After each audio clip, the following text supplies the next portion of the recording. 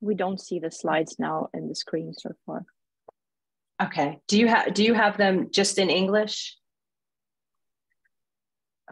We do have them with translation, but do you have them though?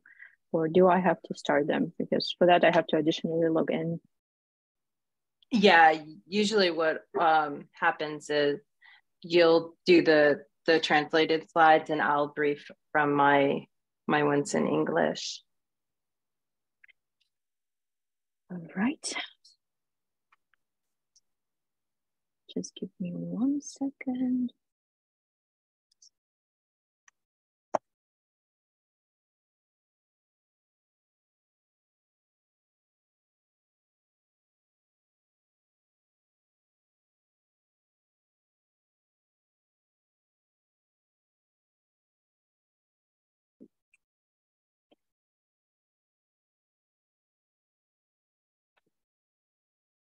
Sorry, I just have to additionally log in to start the slides, so that would take just another minute, sorry. Oh, that's fine, no rush. Вибачте, будь ласка, у нас ще трошки технічних моментів. Зараз, щоб почати презентацію, налаштуємось буквально ще хвилинку, перепрошую.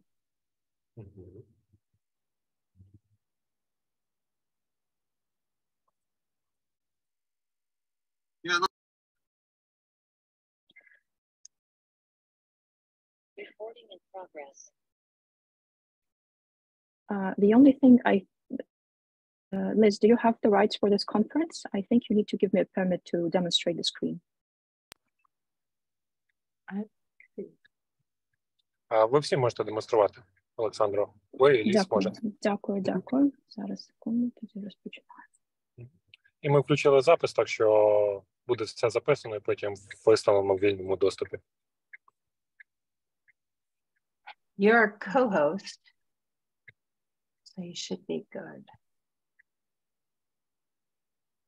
I still cannot use the share of my screen because probably I'm on a different profile. So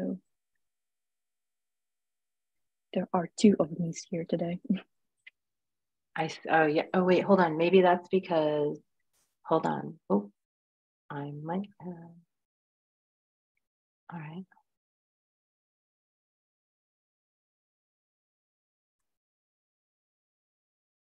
Hold on. I might have to give you hold on.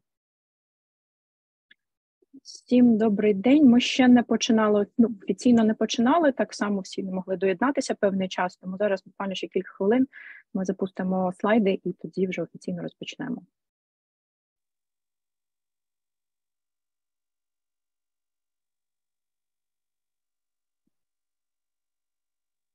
Окей. Олександра, я можу вас організатором зробити? Повністю? Так, якщо можна, бо я щось поки не можу запустити слайди. I'm trying to see if your iPhone is I don't know if it'll matter, but as a co-host. Okay, hold on a second. I think I can try to do that now. And I don't know as a co-host if I'm able to do that.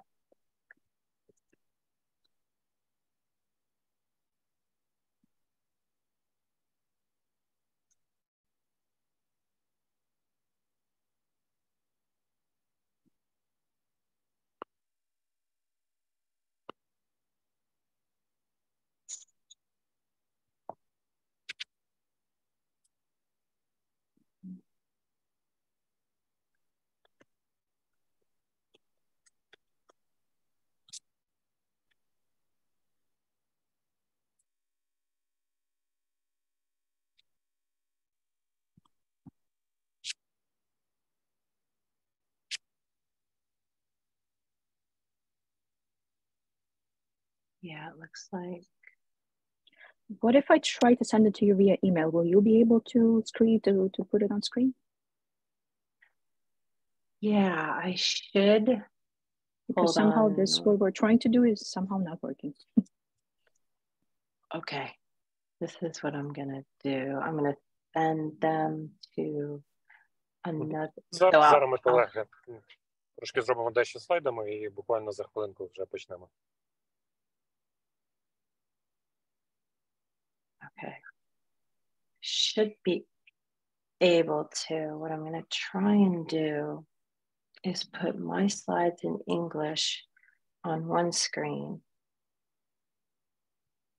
Okay, maybe we should start with yours in English, and we will then share with participants the ones that are in Ukrainian and English. So we can use your slides, and then we will share the rest, okay? So we will not waste time on this. Okay. All right. Перепрошую, ми тоді розпочнемо наш зустріч з використанням слайдів англійською мовою, а переклад ми тоді трошки пізніше вже зможемо надати вам після нашої зустрічі. Okay, do you just see my slides or do you see like everything? Так, тепер ви маєте побачити вже слайди. Сподіваюсь, ви їх бачите.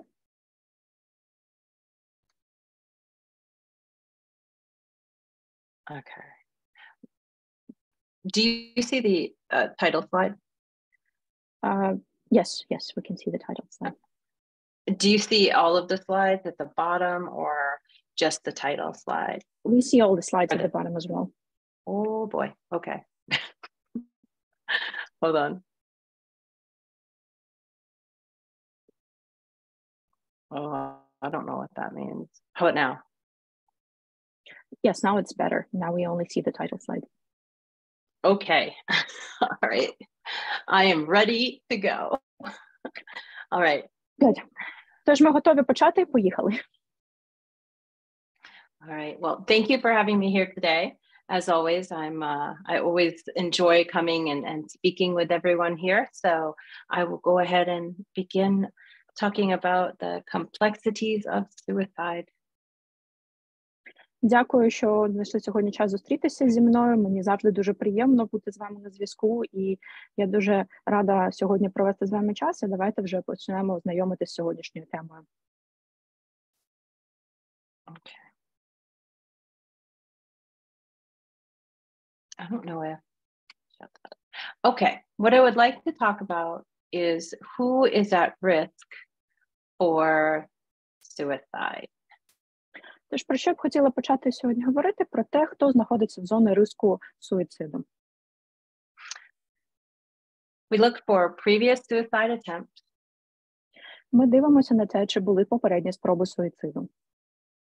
A history of depression and other mental illness. Чи є попередня історія депресії або інших проблем з ментальним здоров'ям? Serious illness such as chronic pain, and that is pain that interrupts their quality of life or activities. Чи є серйозні захворювання або, наприклад, хронічний біль? Це такий біль, який стає на заваді повсякденного життя та їх діяльності. Criminal or legal problems if someone feels they are guilty or not guilty, but they feel hopeless. Чи є проблеми з законом, або якась кримінальна відповідальність, або загалом якесь відчуття відповідальності, з якою людина не може впоратися? Financial issues, substance use. Фінансові проблеми, вживання психоактивних речовин. Another part is aggressive behaviors, impulsive behaviors, or lack of emotional regulation. Також це питання агресії або імпульсивності та недостатній контроль. And a big one is that sense of hopelessness or feeling that they'll never get better, or that there is no hope for them given their circumstances. Також величезне відчуття безнадії, відчуття, що для людини немає ніякого виходу і немає ніякого поліпшення обставин, в яких вона опинилася. Okay. For the sake of time, I may go through a little quicker, just so you know if I miss a couple. Because I don't know how much time. Я трошки прискорюся через те, що ми трошки забарилися. Я сподіваюся, що ми все встигнемо, тож буду трошки пропускати, але ви все отримаєте. Protective factors. Зараз подивимося на фактори захисту. I work with a lot of clients that have suicidal ideations or previous attempts. Я працюю з багатьма клієнтами, які мають думки про самогубство або мають попередні спроби самогубства. So these are the areas that I look for if I have reason to believe or if someone is coming with active ideation. І це на те, що це ті фактори, на які я звертаю увагу, якщо людина починає розмову про суїцид, або ми маємо якісь певні точки певні точки з okay, sorry, go on. Effective communication and effective coping and problem solving skills, so good tools that they use. Тож перше, це навички ефективного подолання труднощів та ті інструменти, якими вони користуються для вирішення проблем. A reason for living. They may have children, a close family, but something that gives them a reason. Причини жити для цієї людини – це можуть бути рідні, це можуть бути діти, щось таке, що надає їм наснаги кожного дня продовжувати своє життя. And a lot of times this involves asking difficult questions. І багато разів це дійсно дуже важкі питання, які ми обговорюємо. One question I ask is, why haven't you committed suicide? Why haven't you followed through in the act? Я можу спитати людину, наприклад, чому ти досі таки не здійснив самогубство, чому ти все ж таки не довів справу до кінця. For some, it's due to religious reasons. They feel that, I know in the Catholic faith, actually most faiths, suicide is a sin. So they fear, they fear the afterworld or the afterlife. Багато разів може статися так, що людина може відповісти, що через релігійні причини. Багато, в принципі, більшість релігій світових, вони для них суїцид є величезним гріхом, і люди бояться тих наслідків, і тому вони не йдуть цим шляхом. And one common factor among all of these reasons is connectedness to others.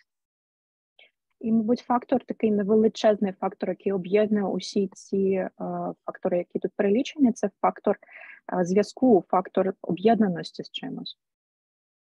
So it's very important if someone comes in that you start exploring what's important and why haven't they committed suicide or completed the suicide.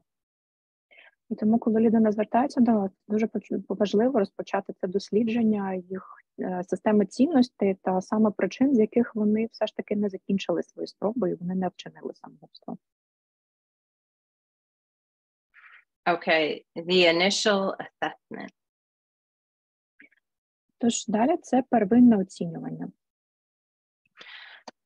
Initially, if they come in with thoughts of suicide, we look at previous attempts. Якщо звертаються до вас клієнти і вже мають думки про суїцид, то треба перевірити, чи були попередні спроби суїциду. The next question is, do they have a plan? How are they going to do it? Наступне питання – це чи мають вони план того, як вони взагалі планують це зробити. And this plan could be an overdose, the use of a weapon, physical harm. І цей план може включати в себе летальну зброю, це може бути передозування хімічними речовинами, це може бути завдання собі шкоди фізичної і так далі. The next is means. Do they have access to medication, guns, a bridge? Some people will do things like that. Drugs. What access to means do they have that where they could carry the plan? Наступна точка для перевірки – це засоби. Засоби, до яких людина має доступ до того, щоб вчинити самогубство. Це можуть бути різноманітні засоби, це може бути, знову ж таки, зброя, це можуть бути такі споруди, наприклад, як міст, або ж, знову ж таки, наркотики чи хімічні речовини, усе, що може їм допомогти вчинити суїцид. On a side note, real quick, I don't know if you can see, I'm going to let these people come in. because I think they keep asking to come in. I don't know if you can see it, so I'm just gonna admit everybody. Okay, sure. Зараз трошки маленька Ага. перерва на те, щоб пустити всіх, хто нас хоче доєднатися в Zoom. All right, I think it did it. Okay. Sorry. And then what are the protective factors? Is it family? Is it pets? Is it cultural identity, religion? І наступне важливе питання – це як саме фактори захисту. Це може бути як родина, так і релігійні переконання і будь-яка підтримка соціальна. So it's very important to ask the questions, why haven't you? What holds you back?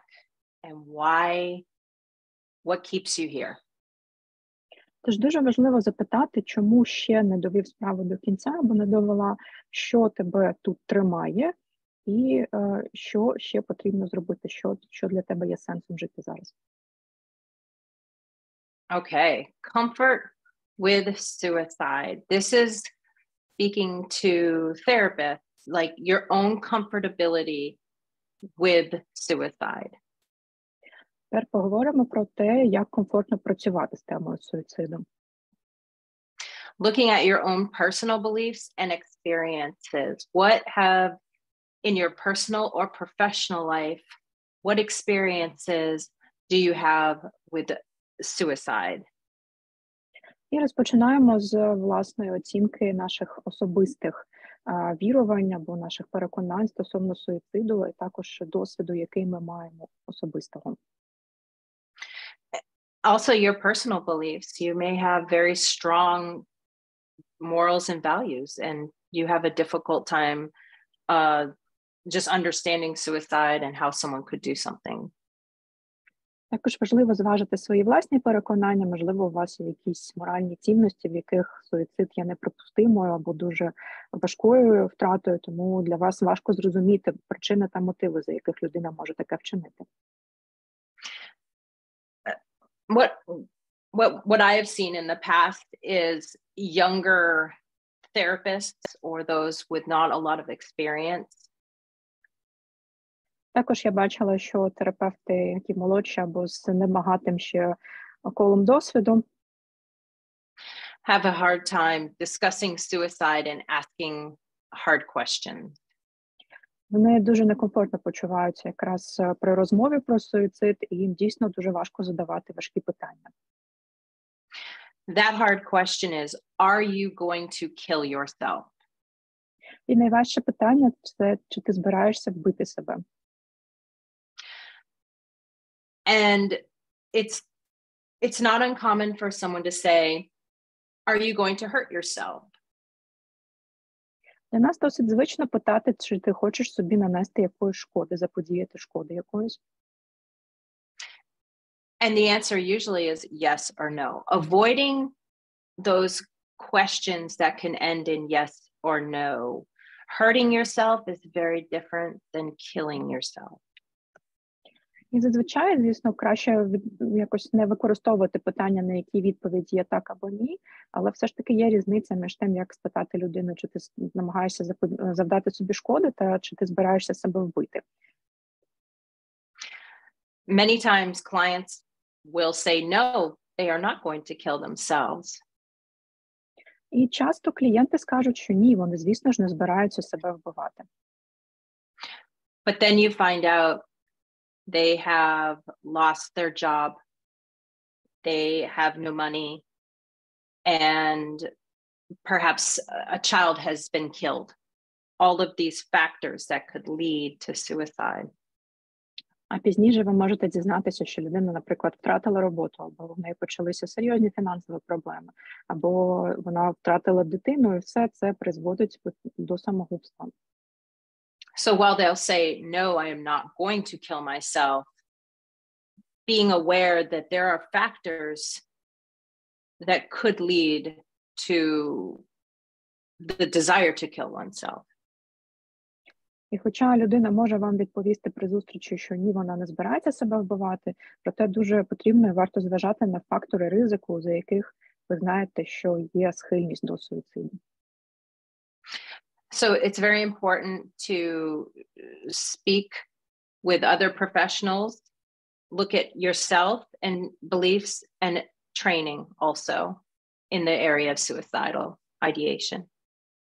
Тож ще раз наголошую на тому, що дуже важливо розібратися з власними переконаннями щодо суїциду, а також звертатися до професіоналів і дійсно розмовляти про цю тему у професійному середовищі. Проходити навчання та проходити додаткові тренінги з цієї теми. Common modalities. Наступна тема – це загальні моделі або методики, які використовуються при роботі з суїцидом. 2 weeks ago, I spoke about suicide specific to military. 2 тижні тому ми з вами розмовляли про особливості суїциду у військовому середовищі. I had mentioned 4 modalities, but today I'm going to talk about 2 that are great modalities and I felt needed a good amount of time to discuss versus 4 and going quickly. Тож минулого разу я згадала про 4 моделі, проте сьогодні я вважаю, що краще поговорити конкретно більш детально про 2 з них. The first is collaborative assessment of management of suicidality. Перше, про що хотіла поговорити, це абревіатура CAMS, це колективна діагностика та менеджмент суїцидальності. And the second, cognitive behavioral therapy for suicide prevention. Друга модель – це когнітивно-поведінкова терапія щодо профілактики суїцидів. Both are evidence-based practices. Обидві доказові, вони засновані на доказовій практиці. Collaborative assessment and management of suicidality we call CAM. It's easy to say and it's a lot shorter. Тож першу модальність ми зазвичай використовуємо як абревіатуру CAMS, це набагато зручніше і швидше. With CAMS, we specifically look at what is driving the suicidal thoughts or self-harm behaviors. І за допомогою цієї методики ми якраз можемо дуже прицільно подивитися на те, що призводить до суїцидальної поведінки або думок, та що є драйвером таких думок. We're looking at what symptom is causing the most distress. Is it hopelessness?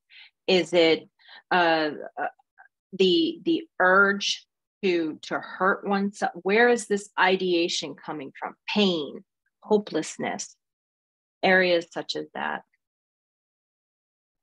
І ця також техніка допомагає нам сфокусуватися і дізнатися, що дійсно є основною причиною дистресу для людини, що є основою для цих думок або поведінки, чи це біль, чи це якісь інші фактори, які спливають наразі для того, щоб дійсно визначити основну причину цього. And each week we are assessing from a scale of 1 to 5, depression, hopelessness, a decrease in an attempt from the previous week. І щотижня ми робимо таку спеціальну оцінку стосовно факторів, таких як депресія, рівень безнадії, кількість спроб суїциду, чи вони знижуються.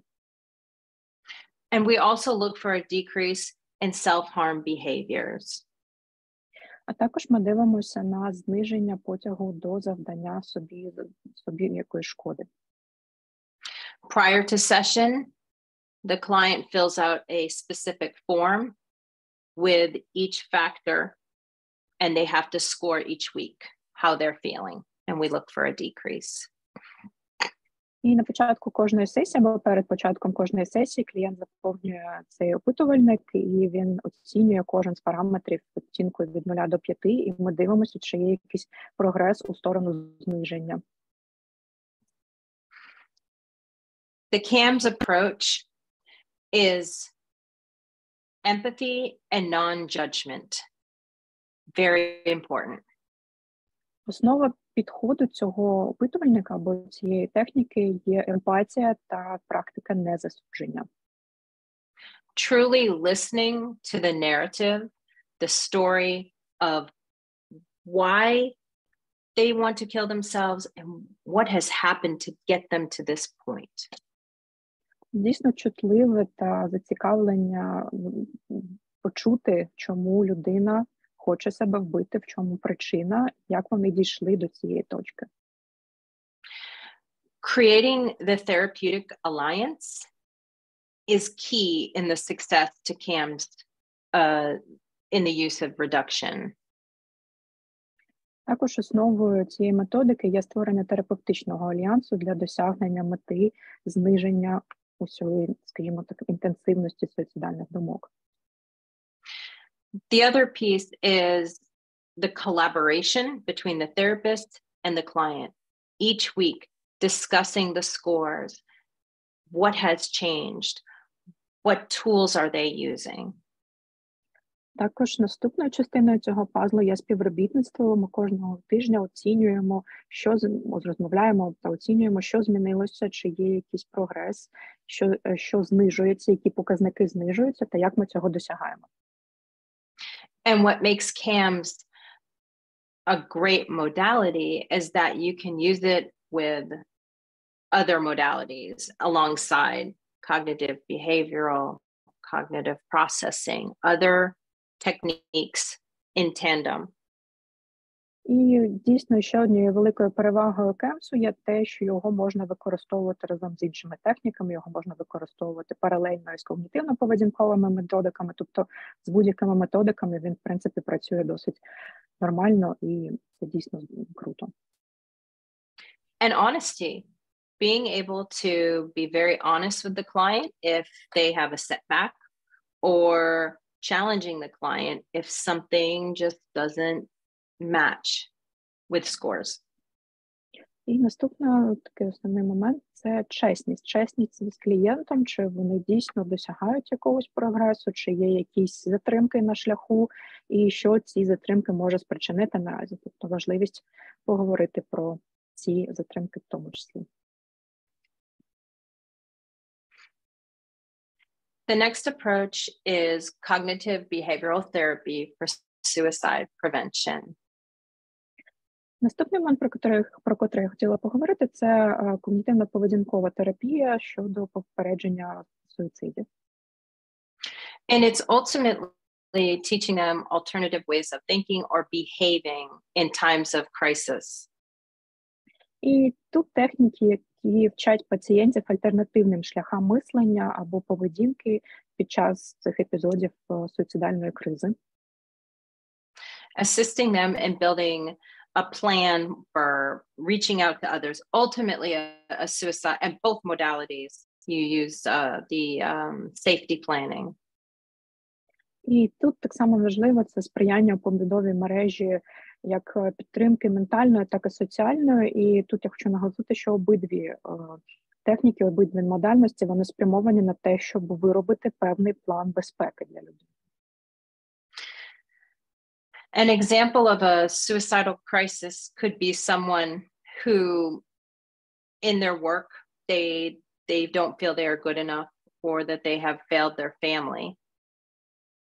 Як приклад такої суїцидальної кризи я можу навести, наприклад, почуття, що на роботі все йде шкереберть, що людина не варта і вона не є достатньо хорошим здобувачем благ для своєї родини. And if these thoughts lead to suicidal beliefs and eventually build into suicidal ideations. І таким чином ці думки можуть розвиватися, вони можуть далі стати підґрунтям для виникнення суїцидальних думок. Leading to hopelessness. Що надалі спричиняє величезне відчуття безнадії. At that point, we look at those beliefs and we start to help them think of alternative ways of thinking, thought stopping. І тут ми починаємо розбирати ці вірування, розпочинаємо розбирати ці мисленневі конструкції і намагаємося їх перебудувати, щоб вони не призводили до усіх цих негативних висновків. Recognizing where they feel it, what triggers those feelings, and finding alternative ways to react. Тут важливо розпочати роботу над тим, щоб визнати, що вони відчувають, які їх почуття і як вони впливають на розвиток негативних думок, та як їх все ж таки обернути в щось позитивне. And the focus is on the reduction of suicidal ideations. І тут головний фокус, він є якраз на зниженні розвитку суїцидальних думок або суїцидальних ідей. Someone can come in with extreme anxiety and suicidal ideation, and you can use this modality to address the anxiety, as it could be a factor driving the suicidal thoughts. Тож до вас може звернутися людина з дуже високим рівнем тривожності і, можливо, початковими, зародковими якимись думками про суїцид, і ви можете спочатку спробувати цю модальність, цю методику, і далі вже дивитися, як розвиваються думки про суїцид. Okay. It also with suicide, cognitive behavioral therapy for suicide prevention, looking at core beliefs. Також наступним прийомом, важливою частиною технік КПТ, це є подивитися на розвиток ключових або базових переконань. How an individual interprets or assigns meaning to experiences. They may look at, hold unrealistic expectations of self.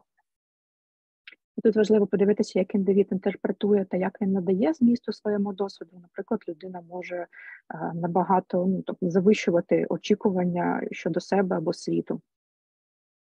Listening for key phrases such as I am not good enough, I am bad, I am stupid, those types of negative thoughts of self. І тут потрібно прислухатися до мовлення людини, якщо людина каже, що я поганий, я недостатньо хороший, я недостатньо вправний і таке інше. Тобто до цього негативізму в їх мовленні дуже потрібно на цьому етапі дослухатися. And then how did they acquire those beliefs about themselves or the world or the environment they live in? І також варто дізнатися, яким чином вони набули цих переконань про себе, чи це їх власні переконання, це ще щось іде з внутрішнього або зовнішнього світу, тобто як вони почали так думати. So really looking at their beliefs of themselves is important. Тож перший важливий крок – це якраз подивитися на їх переконання стосовно себе.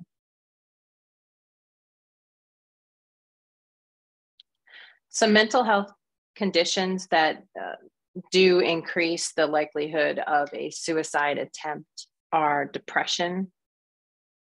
Також є перелік психічних станів, які можуть підвищити ризик самогубства. Це перший з них, це, звісно, депресія.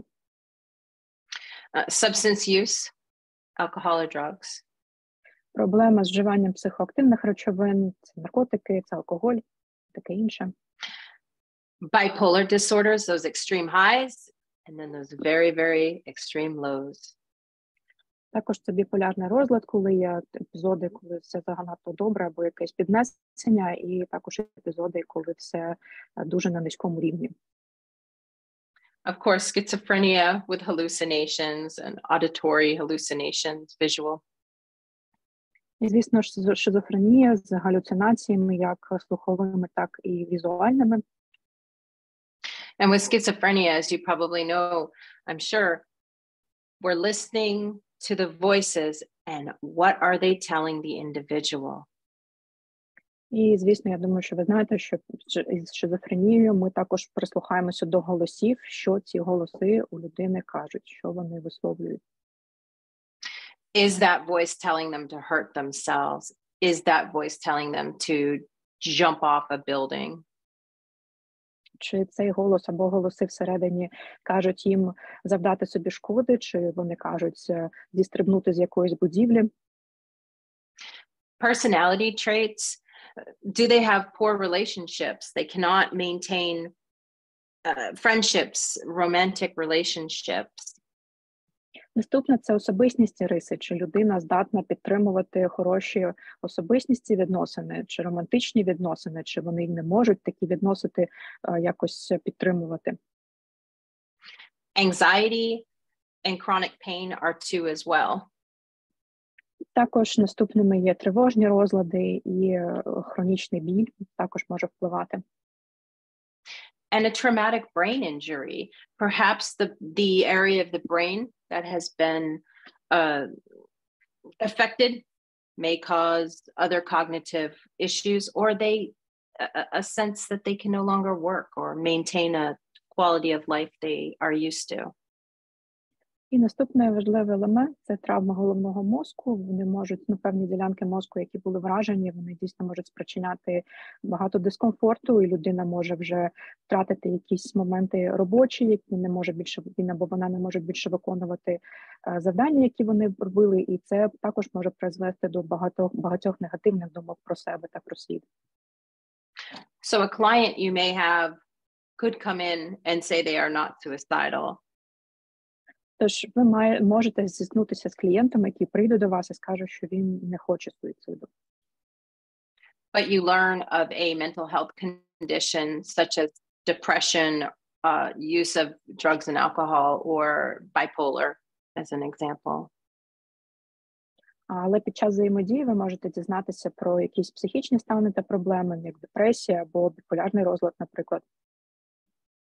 And then as you learn more about them, you see that they have difficulty with their relationships, or their depression deep lows, very much low, spending money, and then they are in a bad place mentally. І далі в процесі співпраці з ними ви можете побачити, що людина може глибше і глибше заглиблюватися в депресію, можуть починатися якісь фінансові проблеми, і це також спричиняє більше тривожності та негативних думок. At that point, you may want to start having a conversation about suicide or the beliefs and thoughts of suicide. І в цей момент, можливо, ви можете якраз почати розмови про самогубство і можете розпочати перевірку особистісних ключових переконань. Because with most people that complete suicide, many people say, I didn't see it, or I didn't know that they were thinking that. Тому що серед тих, хто вижив після суїциду, або тих, на кого суїцид вплинув, вони кажуть, що ми цього абсолютно не бачили, ми цього ніяк не могли прогнозувати, ми не знали, що це трапиться, людина ніяких ознак не показувала. And you may not, but you can start looking and having those conversations, and it may come out. Або ж ви можете не починати розмову навмисно, проте в процесі вашої роботи ви можете стикнутися з якими темами, які можуть стати поштовхом до такої розмови, якраз до цього дослідження.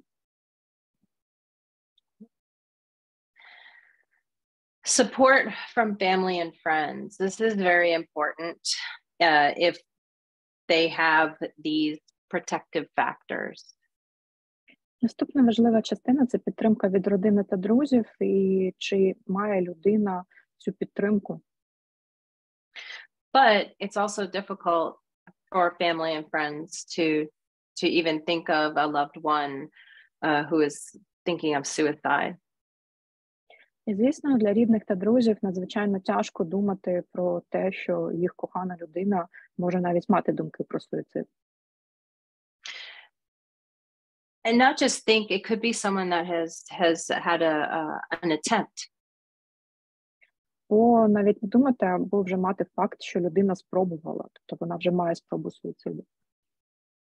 It's important to relay to the families to listen with empathy and no judgment. І тут важливо дослухатися до родин, слухати їх дійсно з емпатією та без жодного засудження або осуду. And having open conversations with them where it's not almost like an everyday conversation, making it a not taboo, a normal conversation, so that it's an open conversation. І важливо вести з ними чесні та відкриті розмови, тобто не розмови, які зазвичай на теми, які є табуйованими. Табуйованими – це просто розмови, які можемо вести щодня, буденні відкриті розмови.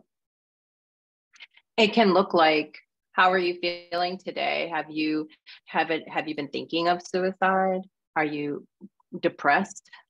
You don't look well. Це може бути щось на кшталт, як ти себе сьогодні почуваєшся. Ти думаєш про суїцид, ти в депресії, ти чогось сьогодні не дуже гарно виглядаєш, не дуже добре виглядаєш. Providing them a sense of safety and a safe place to talk about what's going on. Також наступним важливим завданням для оточення є створення безпечного простору, де є дійсно фокус на людині, яка потребує допомоги. Understanding the risk factors and signs of the loved one and being able to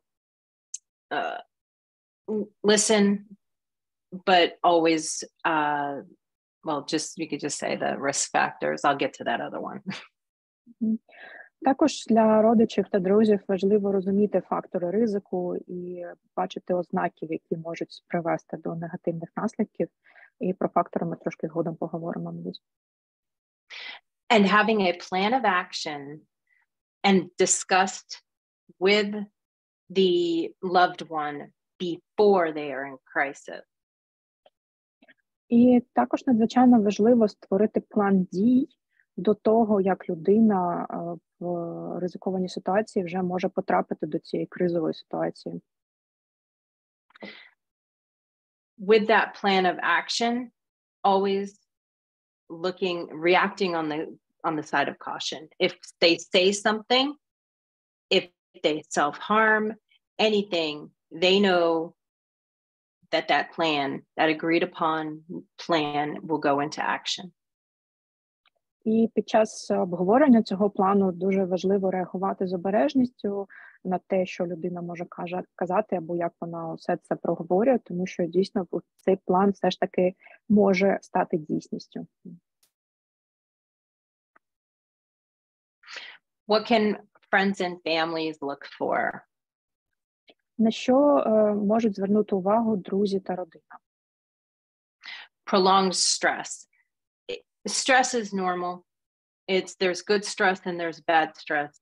But is the stress that they're experiencing longer than normal, a long-term stressor?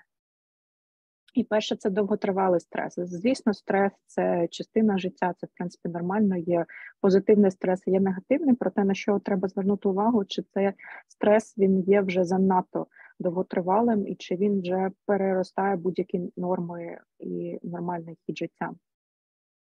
And those stressful life events could be divorce, death, loss. Наступне – це чи відбулися якісь стресові події в житті, це може бути розлучення, це може бути втрата в родині. And with poor coping skills or untreated mental illness, that's a situation where it can get very serious. І якщо людина не має адекватних навичок справлятися зі стресом, або справлятися з горем, або ж має неліковану або без медичного втручання якусь ментальну хворобу, то це дійсно може призвести до дуже негативних наслідків. Exposure to another person's suicide is also a risk factor. І наступний фактор ризику – це може бути вплив від самогубства іншої людини. Because this can bring on feelings of guilt. Бо це може призвести до великого почуття провини. And some feel responsible for the other person's suicide. І деякі люди можуть відчувати відповідальність за суїцид їх близької людини. So having those open conversations and being very honest and asking questions is very, very important. Тож, підсумовуючи, я хочу сказати, що ця можливість і здатність вести чесні та відкриті розмови, обговорювати усі складні питання, вона є ключовою для того, щоб попередити подальші негативні наслідки. Communication is key with these people that are really struggling and with those that may not seem to be struggling but have been exposed to stress, the loss of a friend, any sort of anything that brings on hopelessness. Тож комунікація є основним засобом превентивних якихось заходів, і це може бути як, це важливо так само і для людей, які страждають від якихось негативних наслідків або стресових подій, або так само для людей, які не мали ніяких попередніх негативних історій, проте наразі знаходяться під впливом від якихось жахливих подій. І це усе, що призводить до безнадії, до почуття відчаю, усе це, ці фактори ризику потрібно зважати. Okay. What people who are suicidal or contemplating suicide might say? Що кажуть люди, які схильні до суїциду або розмірковують над самогубством? Unbearable pain, but both physical pain and psychological pain. Перше, це біль, який неможливо витримати, і важливо, що це може бути як фізичний, так і емоційний біль. They may just be honest and start talking about killing themselves. Іноді люди можуть бути достатньо чесними і можуть одразу почати говорити про свої наміри себе вбити. And this can include a preoccupation very focused on killing themselves or suicide in general. І це може виражатися у такої, можливо, зацикленості на суїцидальних думках або розмірковуванні про засоби. I have a client right now who has ideations because he feels hopeless, as if he feels he'll never get better. У мене наразі є клієнт, який має такі сильності або суїцидальні думки, і це все відбувається через величезне відчуття безнадії. Йому здається, що його життя ніколи не покращиться, йому ніколи не стане легше. So we have to really focus on reasons to live. І в цьому моменті я вважаю, що нам потрібно сфокусуватися на причинах для подальшого життя. And they may feel they have no reason to live. They lost their job, they lost their family. І людина може відчувати, що в неї немає жодних причин для продовження свого життя. Вони можуть втратити родину, або втратити роботу, або засоби для існування. With persistent mental illness or physical injuries, they may rely on others. А якщо ще є хронічна ментальна хвороба, або психічне захворювання, або фізичне захворювання, то ці люди взагалі звикають покладатися на інших. And with this, they feel they are a burden to others. І в цей момент вони почувають, що вони стають тягарем для свого оточення. And the last is feeling trapped. І останнє, я дуже часто відчую, що люди відчувають, ніби вони у пастці. Feeling trapped from their thoughts, their situation, and their psychological pain. Вони можуть відчувати себе заручниками своїх емоційних переживань, вони можуть відчувати себе заручником ситуації або свого болю. And it's important that clinicians and families and friends listen for these types of themes.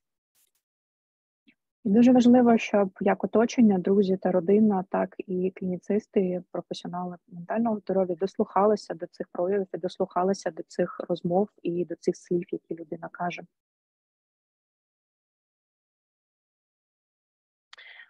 How they act, what behaviors they display. Як поводяться люди, які розмірковують про суїцид?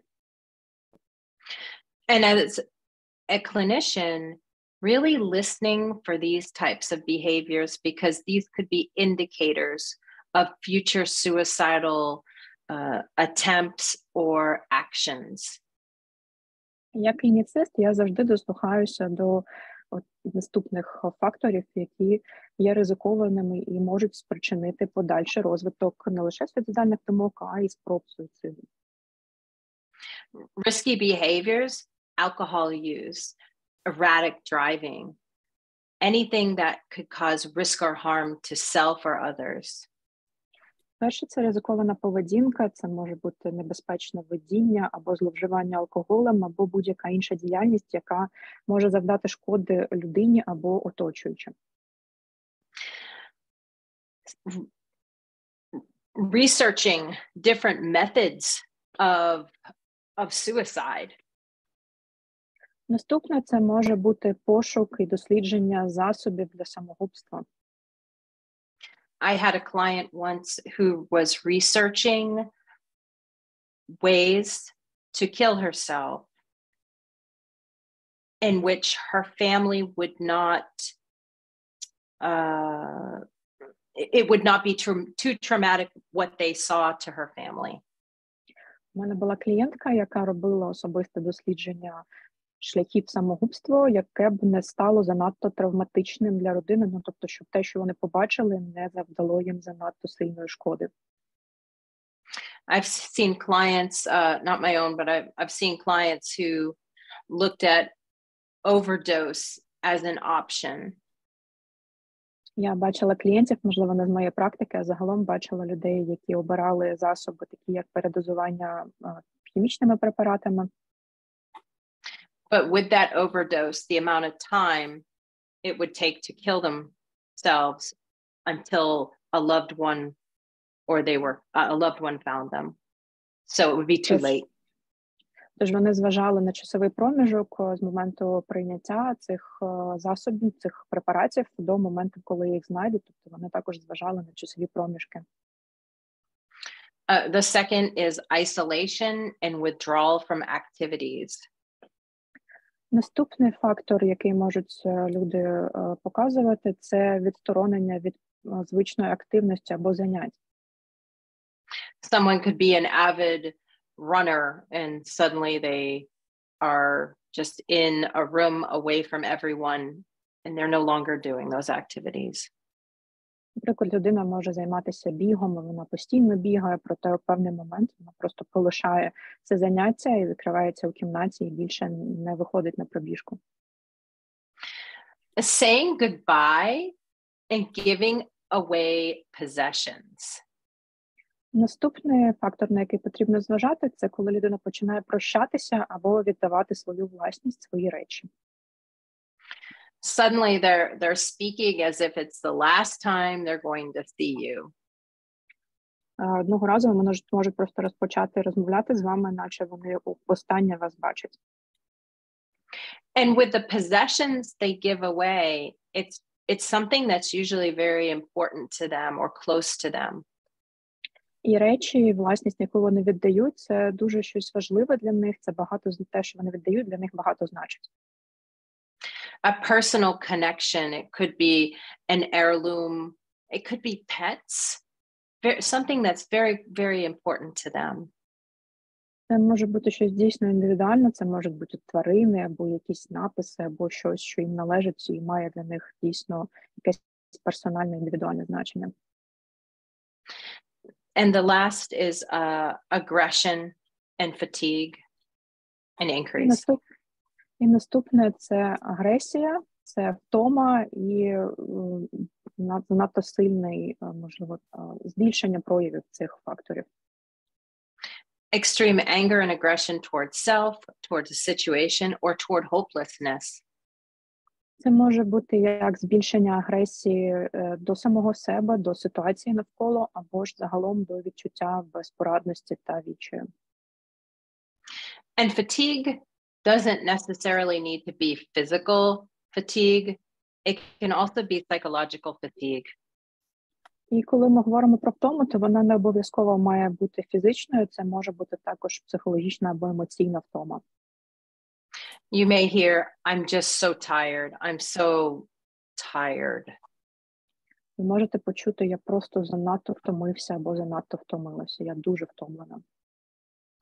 And it may not be a lack of sleep. It could be just they, once again, are trapped in their thoughts, or they're just so tired because of the hopelessness they may feel. І це може бути не через недостатню кількість сну, це може бути просто через те, що людина постійно знаходиться у цій пастці своїх думок, своєї безнадії та усіх негативних відчуттів, що вона зараз, з яким вона зараз стикається. The impacts this may have on loved ones. This is talking about once perhaps a suicide has been completed, or even an attempt. І зараз хочу поговорити про вплив на близьких людей. Це може стосуватися як тих, хто втратив близьку людину через суїцид, або ж для тих, хто бачив спробу суїциду. These feelings, shock, anger, guilt, despair. Тож люди зазвичай відчуваючи шок, і злість, і гнів, і провину, і відчай. And this could be shock that they did this, or anger that they left them. Це може бути шок від того, що від факту того, що людина це вчинила, або злість і гнів на людину, що вона залишила їх самих. And the guilt is very much like the confusion, the guilt, despair, and confusion. А провина, вона зазвичай відчувається, як і відчай, і збентеження, вони усі дуже сильно перетинаються. A common question is, what did I miss? How did I not see this? Найчастіші питання – це як я міг це пропустити, як так сталося, що це спричинило. And then the feelings of rejection. І останнє – це відчуття відторгнення. And that feeling of rejection comes from a place of, why didn't they come to me? What didn't I do? Це відчуття, воно виростає з питання, що я зробила не так, чому вони прийшли не до мене, чому вони зі мною не поділилися цим. Feeling a sense of responsibility that they were not good enough for this person to come to. Це відчуття певної відповідальності за те, що вони не були достатньо хорошими, вони не справдили очікування, що людина змогла звернутися до них по допомогу. When in reality, a lot of times after a suicide is completed, they seem happy. Or prior to that, sorry, not when it's completed. The person that completes the suicide prior may have seemed happy, a great life, a great job. І найчастіше люди, які планують суїцид і, можливо, він стане успішним, вони зазвичай стаються досить щасливими, вони є життєрадісними, вони задоволені. So if someone may appear happy or they may appear content with their lives and then commit suicide. Тож, якщо людина здавалася дуже щасливою, задоволеною і спокійною, а потім вчинила самогубство, it could be because they are at peace with their decision. Це через те, що вони дійшли спокою, вони у спокої, вони прийняли своє рішення. Suicide can come in many fashions. It can be a well thought through plan, or it can be an act of it just happens. They do it in the moment. Тож суїцид, він має багато форм і варіацій. Це може бути як дуже підготовлена і добре спланована подія, так і досить імпульсивний і абсолютно неспланований крок. And one of the most difficult things for people left behind is that they may never know why someone has committed suicide. І найтяжче для людей, які пережили самогубство близької людини, для них це якраз відсутність розуміння причин, чому людина так вчинила і як так сталося, чому вони зголосилися на те, щоб забрати своє життя. Not understanding and never knowing what happened or why. And that can be hard because as humans, we want to rationalize or we want closure. And it's likely you will never get closure as to why. І тут дійсно завжди ми, як люди раціональні, ми хочемо певного завершення. З цим питанням ніколи не буде цього завершення, не буде фіналу, тому що ми ніколи не дізнаємося, в чому була причина і чому людина все ж таки так вчинила, як вона вчинила. And revisiting anger real quick, that anger can look at why did they leave me? Why did they leave me with financial burden? Why did they leave me with all of this pain? As examples. Швиденько повернуся до злісті та гніву, чому людина залишила мене, чому вона залишила мене наодинці з фінансовими або іншими труднощами, чому вона залишила мене з цим болем.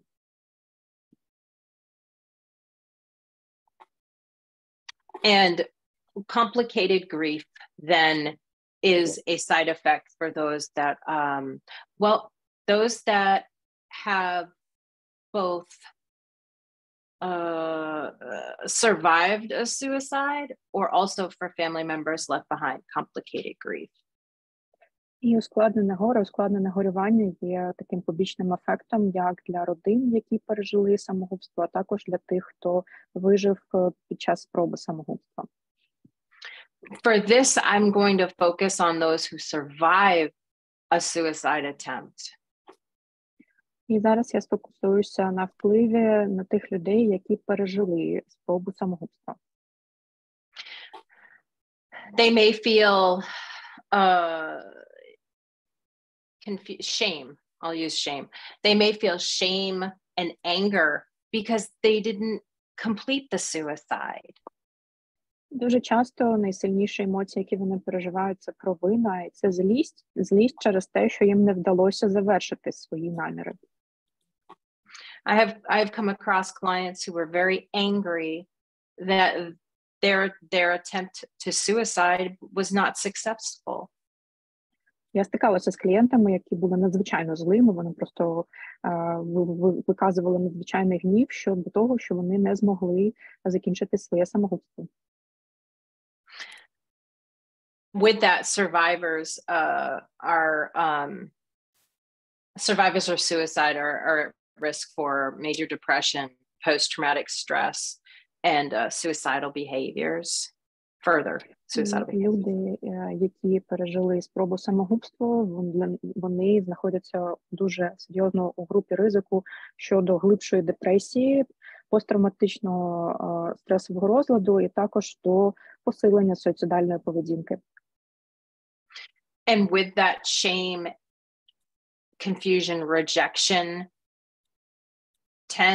which leads to mental illness, ends with an avoidance of support. І з усім соромом, гнівом, відторгненням, яке вони відчувають розгубленістю, особливо якщо при цьому ще є якесь ментальне захворювання, то тут дійсно такий коктейль, який призводить до багатьох негативних наслідків. I can't tell you how many clients I've worked with who have had suicide attempts, have never told anyone because of shame or they just feel humiliated. І я вам не можу навіть це передати, скільки разів я мала можливість працювати з клієнтами, які вчинили спробу самогубства, проте вона залишилась невдалою, і вони нікому про це не сказали через сильне відчуття провини, через те, що вони почувалися, це відчувалося як приниження. And they may say, yeah, I took too many pills, but it's not a big deal. They tend to minimize their attempts. І вони можуть казати щось на кшталт, так, я прийняв забагато таблеток, але в чому проблема, нічого ж не сталося. Тобто вони намагаються мінімізувати вплив і якось зменшити значимість цієї події. They say, oh, but I would never do that. Really take note of that and start talking to them about that because they told you for a reason. І вони можуть також казати, але ж насправді я б нікого цього не вчинив, проте саме тут потрібно продовжувати розмову і заглиблювати цю розмову, тому що вони згадали про цей епізод не дарма. And as professionals in this field, we know that they say things for a reason, and there's a reason they brought it up to you if they've never spoke to anyone else. І ми, як професіонали, знаємо, що якщо людина ніколи про щось не казала нікому, і якщо вона це якось в бесіді вже згадала, то потрібно до цього дослухатися і потрібно бути дуже уважним і чутливим до цього моменту. So the shame that leads to mental illness and the avoidance of support is big when they come to you. Тож у момент, коли вони до вас доходять, можливо, що їх сором та схильність, можливо, до вже якихось психічних проблем, а також їх здатність уникати підтримки до допомоги, це вже є багато приводів для глибини розмови. And when I say avoidance of support, that support is immediately following the attempt. So the attempt could have been years prior. Коли я кажу про уникання підтримки та пошуку допомоги, я маю на увазі якраз той момент після невдалої спроби, тобто відразу після. І це наразі, коли навіть людина звертається до вас, це означає, що це вже якийсь час з того моменту пройшов, це можуть бути навіть роки. And they could seek support currently because an attempt was 2 years ago and now they're feeling a desire to kill themselves now. І вони можуть звернутися по допомогу зараз, а перша спроба, вона була вчинена десь роки 2 тому, але проте зараз людина намагається отримати підтримку саме тому, що суїцидальні думки повернулися, і вона дійсно розмірковує про те, щоб себе вбити. Okay, I did it. Добре, наче я впоралась. We made it before time. Oh no, there's only 6 minutes. Намагалися вкластися в час, у нас лишилося 6 хвилин. I'm gonna stop this share. There we go. Я зупиню зараз слайди. I made time. Are there any questions? Тож, в нас лишилось трошки часу, і чи є питання присутніх?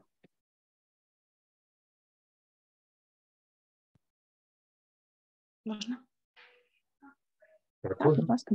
Я дякую за матеріал, за досвід. І в мене питання стосовно відмови від їжі, булімії, яка стосується, зокрема, підліткового періоду.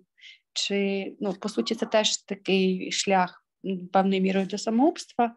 І чи підпадає в сферу ваших досліджень ця категорія людей? Перше питання. Друге, як ви ставитеся до медичного втручання, примусової госпіталізації? Чи варто це робити і на яких підставах? Дякую. First of all, I would like to thank you for all the materials you've shared and for your experiences. And I have 2 questions. The first one is when we speak of teenagers and speak of eating disorders and behaviors like bulimia, etc., like refusal from food, are those to be considered as potential risks for suicide? And do you consider them as something to look for while identifying the risk of suicide? So that's question number 1. Shall I say both questions now, or will you respond and then I'll continue with the second one? I'll answer the first one. Yes, because it is a form of self-harm. Щодо відповіді на перше питання про розлади харчової поведінки, так, на це варто звертати увагу. Я це прирівнюю до ризиків самогубства, тому що це завдання шкоди собі. So what is driving that harm?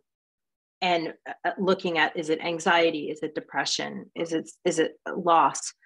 Really looking at what is it that's driving the eating disorder. І тут важливо розібратися у причинах, що є основою виникнення таких мов, або такої поведінки, чи це тривожність, або якісь страхи, або що насправді є причиною того, що людина завдає собі шкоди. Чи відповіли на перше питання? Дякую.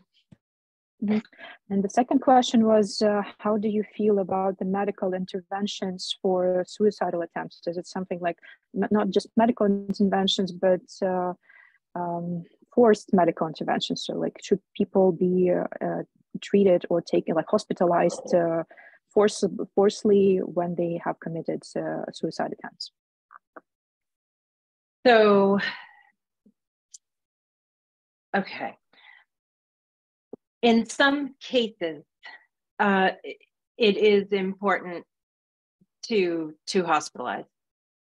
In the case that they have means and they also have a plan, meaning they say at 5 o'clock today, I am going to shoot myself and I have a gun and I have a place where I'm going to go. In that case, yeah, you may need to discuss bringing in, the discussion of hospitalization. Стосовно другого питання і примусової госпіталізації, то тут залежно від випадку. Можливо, коли людина каже, що в неї там сьогодні о 5 годині вечора я застрелюся, і у мене є пістолет, і я знаю, де я це зроблю, то тут важливо і варто звернути увагу на те, щоб покликати на допомогу. І там, що ще пишуть у чаті, проте я цього не бачу. There are some also comments in the chat, but I will check them later. But if it's a... Oops. Олександра, я зачитаю. Як оберегти підлітків від копіювання суїциду, якщо він... Почекайте, там це питання трошки пізніше, там були ще коментарі стосовно цього питання, на яке ми зараз відповідаємо, про психіатричну допомогу. Ага, згідно закону України про психіатричну допомогу, можна покласти пацієнта без згоди, якщо він несе небезпеку для себе чи оточуючих. Тому суїцидальність – це прямий показ. Перепрошую, це я написала цей коментар, я працюю, власне, у психіатричній лікарні, і набагато краще, якщо пацієнта покладуть наперед, чим коли його привезуть уже з хірургії. Sorry, this was the comments regarding the answer to the second question, and the person stated that according to the law of Ukraine and the field of psychiatric help, that's one of the allowance of medical interventions is the harm of self or the harm for the others. So it is, and the person who wrote it, she commented that she works at the psychiatric ward, and it's easier for people to be hospitalized before they attempt a suicide or than just being somehow operated in the surgery room. Yeah, absolutely agree with that. And looking at that harm to self for others it's very similar here in the United States as well. Так, дякую вам за цю ремарку. Так само це працює і в Сполучених Штатах, і це дійсно є показанням потенційна небезпека для себе або для інших. Працює так само і у нас, і я повністю згодна з вашим коментарем. Дякую. Чи ми відповіли на друге питання? Так, я зараз перебуваю в одній з країн Західної Європи, і випадок, що дівчинка вже пульс низький і все, і вони дуже зволікають з госпіталізацією. Це видно особливості цієї країни, і тут якось так мене це цікавило, але то судячи по тому особливості законодавства тої країни, в якій ми зараз перебуваємо. Дякую.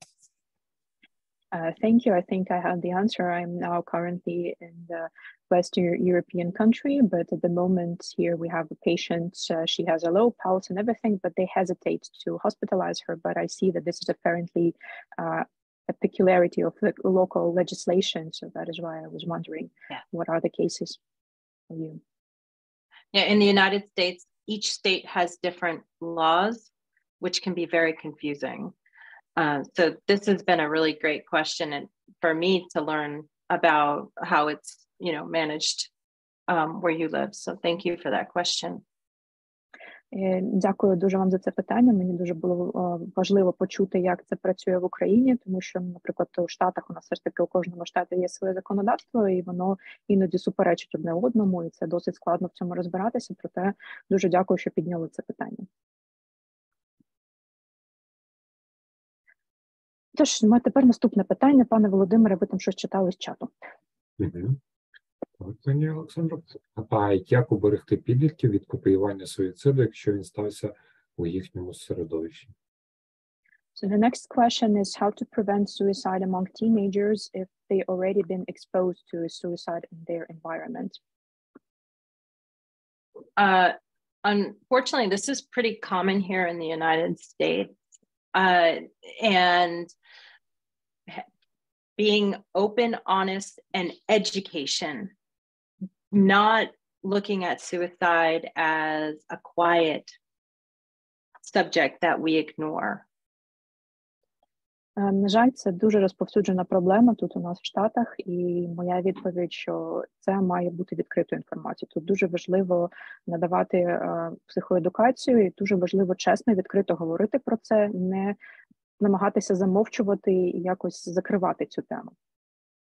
Here in the United States, it's referred to as copycat suicide. У нас для цього є термін, це такий копівальник, це суїцид під копірку, можна так його спробувати перекласти.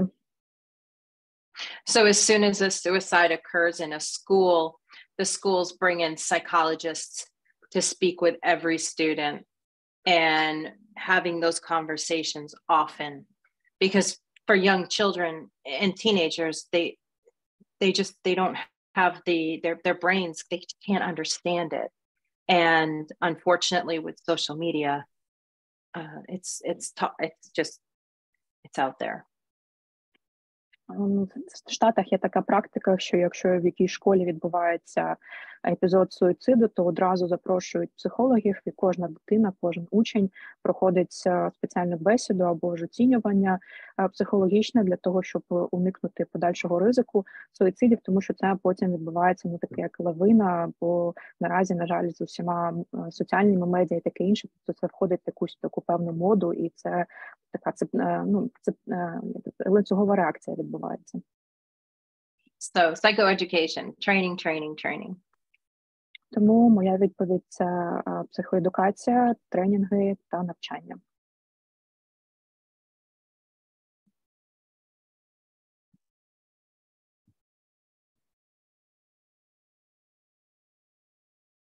Чи маємо ще питання? Можна? Так, Ольга. Дуже цікавий варіант, коли вже була спроба суїциду, так, то як відновити оце бажання жити, оці причини? Чи є якісь, можливо, дослідження чи успішні кейси, які допомагають людям відновити бажання жити? So the question is about how to renew or how to develop the reasons to live after the suicide attempt. Maybe there are some cases or maybe research on how to build up reasons to live. Yeah, for some people, they just feel so hopeless. And looking at past like achievements or past things they did well in the past, and they may not know that it's a good thing or that it's a positive thing. So reinforcing those things to them. Тож, дійсно, для багатьох людей це виклик відбудовувати якісь нові причини для того, щоб продовжувати своє життя, і, можливо, відповідь на це може лежати в їх попередньому досвіді, в їх попередніх тих заслугах, про які вони можуть навіть не думати, і вони можуть навіть не розуміти, що вони щось робили добре, тому важливо якраз спонукати їх до того, щоб досліджувати у своєму минулому досвіді якісь надихаючі моменти. I have a current client right now who thinks he's a terrible father, but when we look at what he does with his daughters, it's beautiful, the things that he does with them. So reinforcing, no, look at what you do with them, you play with them, you read to them, and helping him reconstruct those negative beliefs. У мене є зараз клієнт, який вважає, що він дуже поганий батько, проте я йому кажу, що подивіться на те, що ви робите з вашими дочками. Ви з ними граєтесь, і книжки їм читаєте, і ще багато чого з ними робите. Тож це така настановка, яку ви маєте, і ми працюємо з тим, щоб виправити його вірування про себе, його попередження про себе, і ми спонукаємо клієнтів до того, щоб вони будували інше уявлення про себе.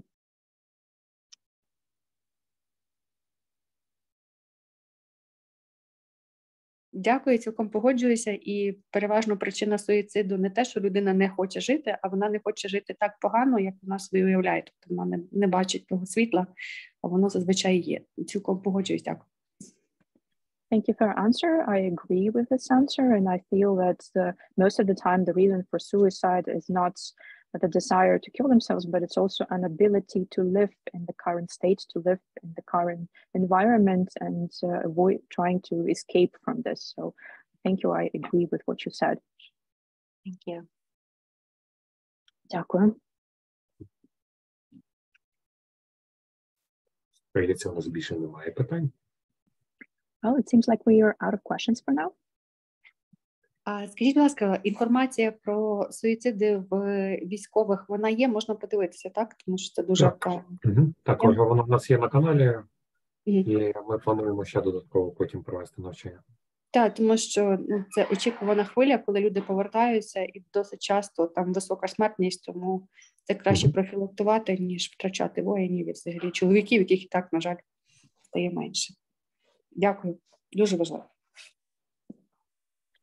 There was a remark about the previous meeting about the suicide in the military environment, but Vladimir said that it is available on the YouTube channel. So, and we plan to have more trainings on that, because at the moment this is a very important topic, because we expect another wave of people coming from the battlefield, and the amount of suicide might be rising again, but we have to work on preventing them.